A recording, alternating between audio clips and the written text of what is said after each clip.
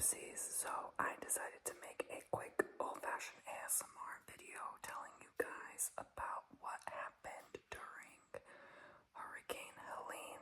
So we recently got hit, by we I mean Florida, with a Category 4 hurricane. So we got the border of a tropical storm warning and hurricane watch. That kind of I was kind of almost on the border of that. So I wasn't sure if I should just evacuate. Some people in our county were told to leave, but at the end of the day, it was still up to us whether we decide to stay or go. So at this point, I was freaking out. So let me backtrack to the story. So basically, I went ahead and was following this hurricane for about probably 5 days before it hit, when it was still developing out at sea around the Yucatan Peninsula, where Cancun, Mexico would be. Just south of there, I think around Cuba too. And I like to keep track of these storms in case they turn into a hurricane. Because as many of you know, I've survived Hurricane Ian. I've actually sat through it, and it was a Category 5. And the eye pretty much hit us,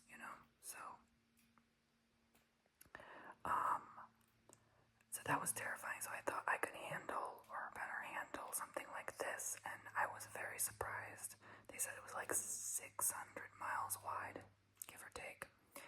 And it was, for the record books, it caused much devastation to Georgia, North Carolina, some parts, I think West Virginia as well, and Tennessee, as well as obviously Florida, where it had made landfall in Perry, which is south of Tallahassee, in the Big Bend, Gulf of Mexico region. So they were slammed with, I think, 130-mile-an-hour winds and probably 150, 60 gusts. I wouldn't be surprised. So we got slammed with about,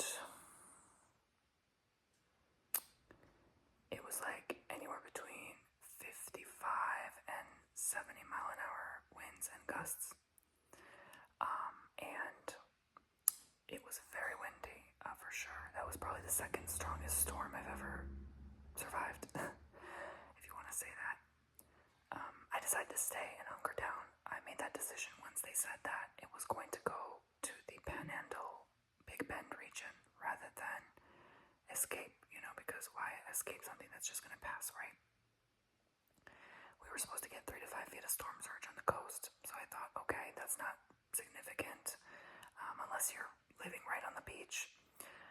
But I was poorly mistaken later, and regretted that decision when this storm ended up inundating major parts of Sarasota, Clearwater Beach, Tampa, Fort Myers, Punta Gorda, Naples. I mean, it was just horrible. I can't even imagine what it did to places like Cedar Key and Panama City and all that. So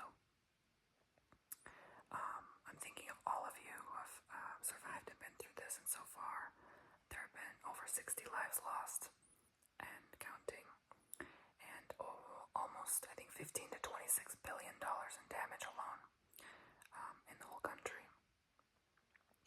So I'm a little fearful now because the insurance will probably go up again, which means everyone's rent's going to go up and your mortgage too. No one is safe. So anyway, backtracking. Basically, this storm was enormous, and my partner was almost ready to go to Maryland, and I almost go with him until I just decided to hunker down and stay. So when it was happening, there was an enormous, and I mean probably the biggest pine tree I've ever seen. It's like right next to this house I'm living in right now. I just was in the guest bedroom, and this enormous tree just starts making that sound. I'm like, what the heck is that sound? I look out the window and flattens on the land, like a big stump stayed on top, and then the rest of it's kind of like this. So it's just sitting there like that right now. That could have fell easily on me. if it just went another 90 degrees, it would have struck me. I would have been a goner. And I wouldn't be here telling my story right now. And I cried. I just couldn't help but cry. I was hyperventilating. I was having a panic attack. I thought, like, wow, God really did spare me in this moment. And that made me realize again just how precious life is. It's just so damn short, you know? So in that moment when that tree fell, and that was the first time I ever saw a tree fall, I instantly had instant regret for staying around. And because I know I'm strong, I should never underestimate my strength, especially emotionally, but I know I have not seen certain things and I can't handle certain things. So, I think that added already to my trauma from Hurricane Ian. So I instantly was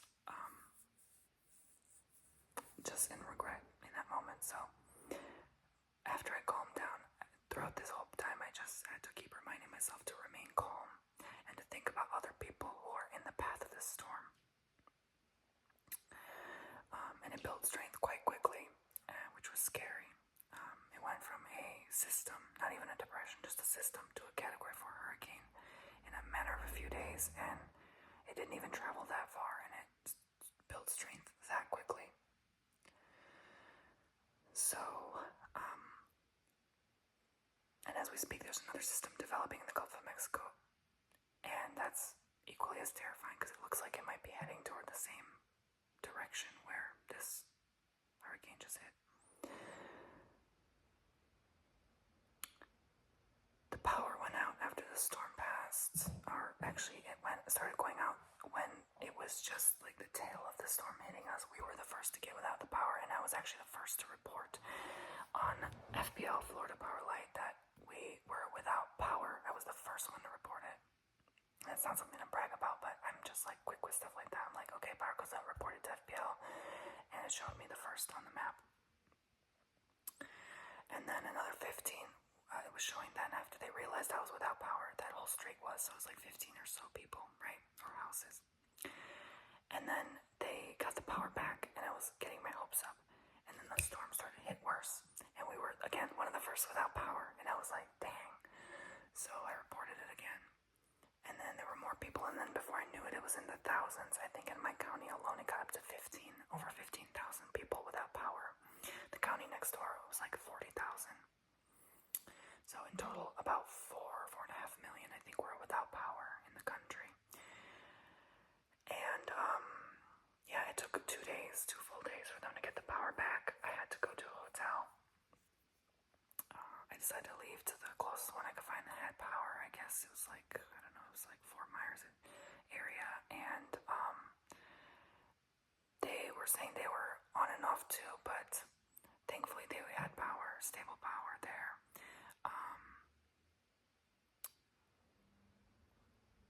And they said they had a generator, but that only worked the main building, not all the rooms. So that was unfortunate. But yeah, at least they had stable power. So I needed Wi-Fi, I needed a shower, I needed to eat. Nothing was open, and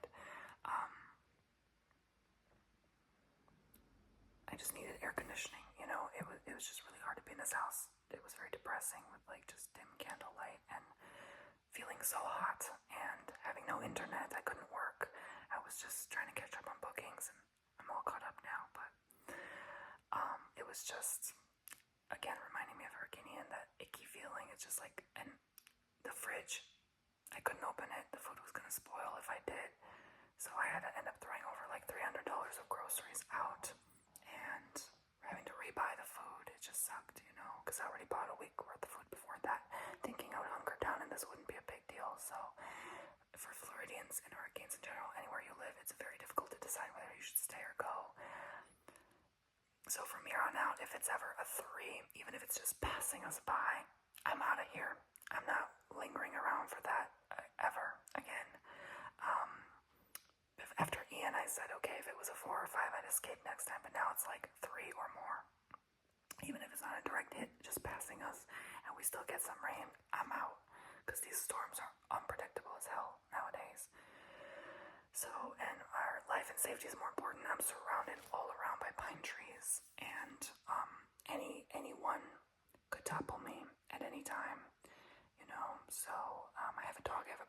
it's not that easy to just get up and go, but at this point in the game, with how the weather is changing on Earth, and our, spiritual changes, evolution, it seems like things are changing fast and fast and fast, and, we're getting record-breaking after record-breaking storm, year after year. It's just not normal, so you have to be prepared and expect anything to happen.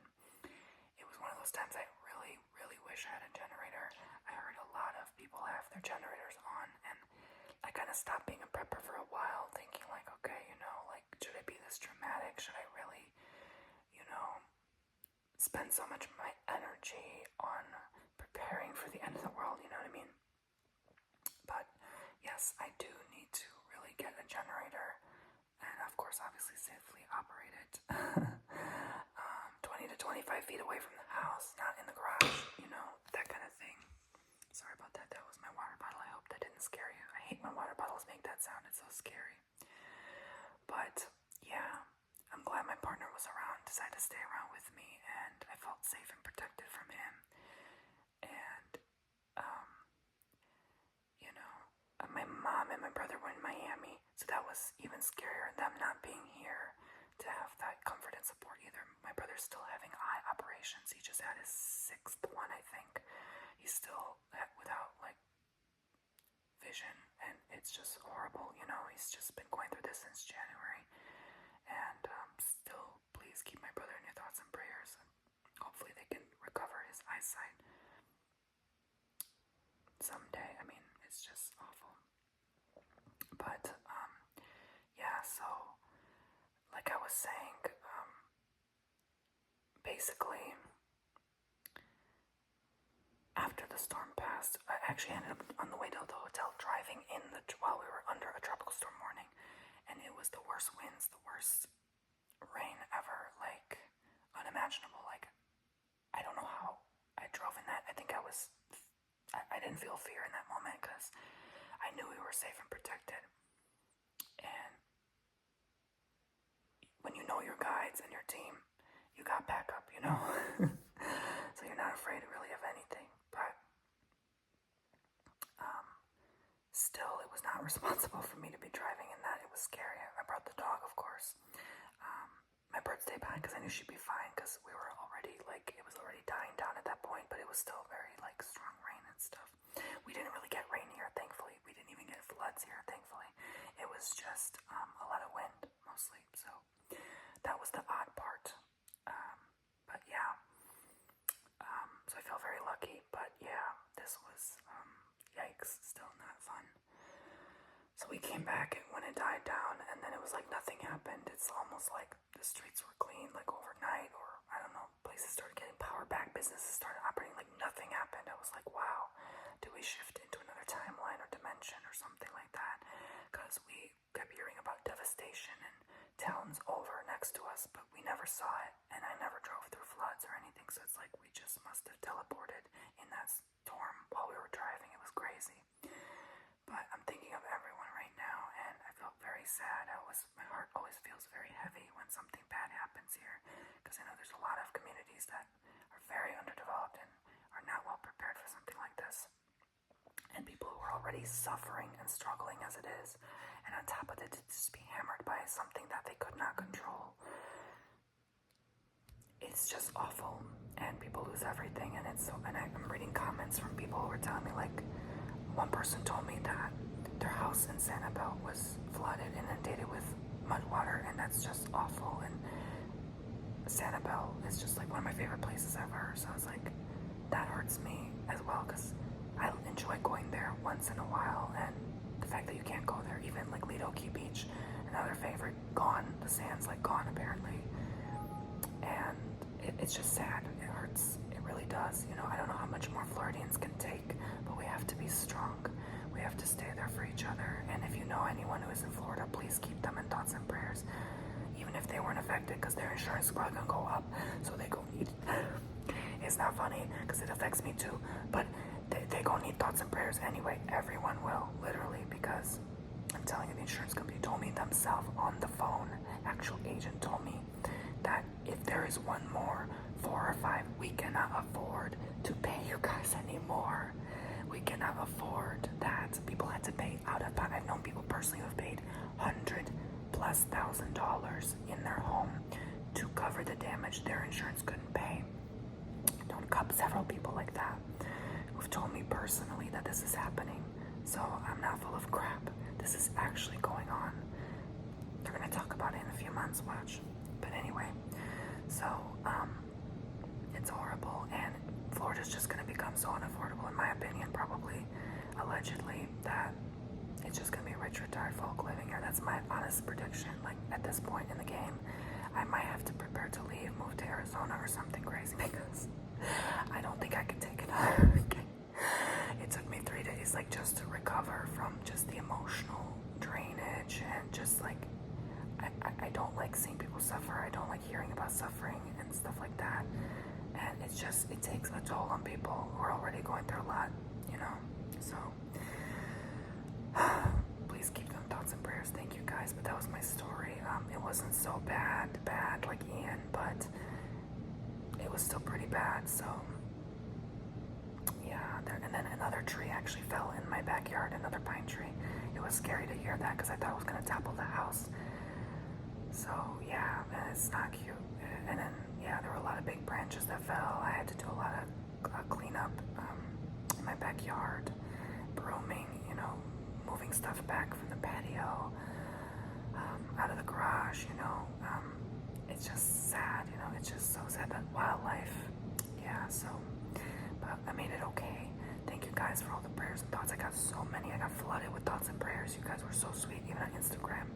Thank you, thank you, thank you. I think it's because you guys are sending me your angels too, that I've made it through and survived so many of these things and other stuff as well.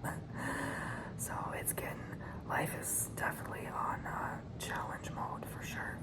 But yes, please, please, please pray for the Gulf in general, that there's not another storm, because that's the last thing people need right now. They just want to get back to their homes and have power back on and running water. Oh yeah, that's another thing. I couldn't even use my water because I'm on septic tank and well, which means if the power goes out, if you have a power operated septic tank, you cannot use it because the tank will back up into your drinking water or your tap water. So that's why I couldn't stay, and it was just, yeah, that's that. It sucks when the battery starts running low on your computer, on your phone. It's like I had to use my solar power backup generator thingy for the charging the mobile devices and stuff, but that only lasts so long too, so, and they charge very slow.